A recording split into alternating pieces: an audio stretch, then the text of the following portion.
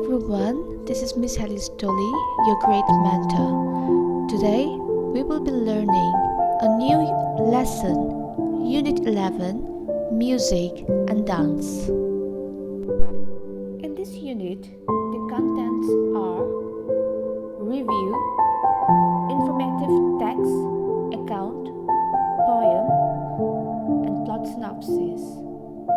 In this unit, you will learn more about effective description, vocabulary extension, tense, time adverbs, and prepositions, and also negative phrasing for emphasis.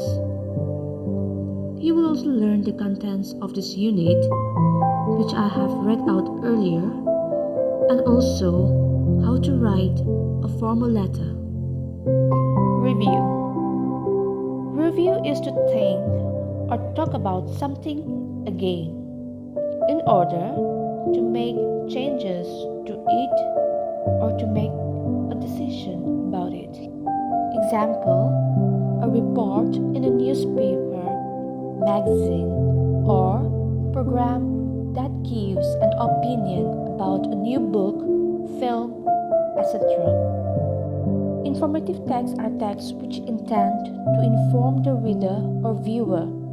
They use facts to describe and explain people, animals, objects, events, or phenomena.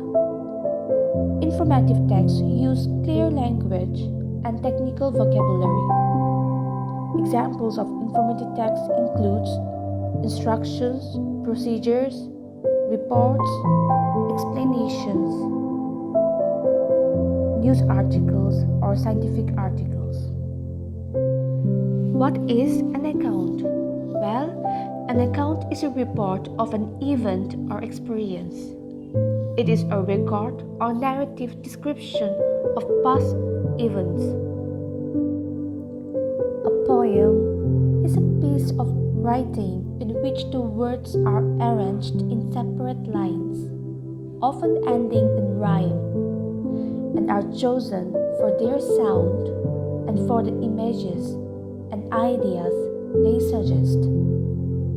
Plot synopsis is a short description of the contents of something such as a film or a book.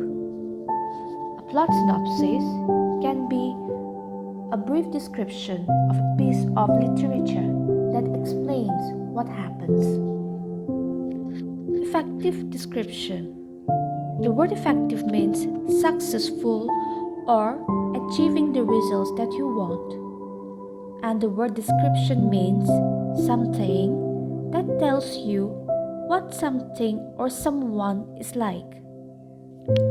Description of a character allows reader to understand who the character is, why he or she reacts in particular ways or evokes desire, hate, or fear from other characters.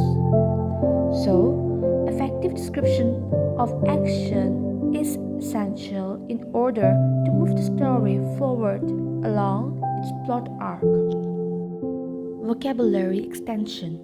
The word vocabulary, it means all the words known and used by a particular person. Vocabulary is all about words, the words in a language, or a special set of words you are trying to learn. The word extension, it means the fact of reaching, stretching, or continuing. The act of adding to something in order to make it bigger or longer. So, vocabulary extension is the act of getting more time, space, or length, like an extension of a deadline that gives you one more day to turn in a paper, or extensions that make your hair look longer. Let's review or brush up what is a tense. Any of the forms of a verb which show the time at which an action happened. Example, I sing is in the present tense, and I sang is in the past tense. Now, let's learn the use of the passive form of a verb. The passive form of a verb is being used when the grammatical subject is the person or thing that experiences the effect of an action rather than the person or thing that causes the effect. Example, he was released from prison is a passive sentence. Was released is a passive form of a verb. And in the sentence, he was hit by the ball. Here, was hit is in the passive voice. Time-made verbs are words which tell us about when an action happens, like now, soon, etc., or how frequently an action happens, like usually, always, etc. Here is some list of some important adverbs of time. You may refer to it for your better understanding. Prepositions. In grammar, preposition is a word that is used before a noun phrase, or a pronoun, connecting it to another word. Example, in the sentences, we jumped in the lake and she drove slowly down the track. Here, in and down are prepositions as they connect one word to the other in constructing a proper sentence. A negative phrase or sentence is one that contains a word such as not, no, never, or nothing. Examples are, I have never seen him in my life. This is a negative sentence, never. Don't and do not are negative forms of do. Don't do this, do not go there. These are negative forms of sentence. More about commas.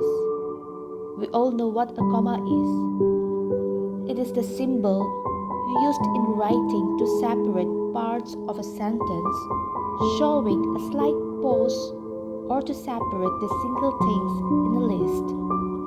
Commas are used after introductory clauses and phrases to set off interruptions between the sentence, with non-restrictive phrases and clauses and betweens, items or modifiers in a series. Commas can also join independent clauses as long as the comma is followed by a coordinating conjunction. Now let's talk about the poem in this unit, Everybody is Doing It by Benjamin Zephaniah. This poem is a half-rhyme poem. Half-rhyme is one of the major poetic devices. It is also called an imperfect rhyme, slant rhyme, near rhyme, or oblique rhyme. It can be defined as a rhyme in which the stressed syllables of ending consonants match, however, the preceding vowels do not match. The final consonant sounds remain similar, but the ending vowel sounds are different in half-rhyme. Similar to these two words, moon and run, and in the words hold and bold, the ending consonant sounds are similar, whereas vowel sounds are different. A formal letter is a letter written in formal language in the stipulated format for official purpose. Formal letters are written for official purposes to authorities, dignitaries, colleagues, seniors, etc., and not to personal contacts, friends, or family. Formal letters should be in specified format. It should avoid the use of unnecessary words. It should be straight to the point. It should be relevant and objective. It should be complex and thorough. It should be polite, even if it is a complaint letter. It should be free from any mistakes, that is, grammatical or spelling.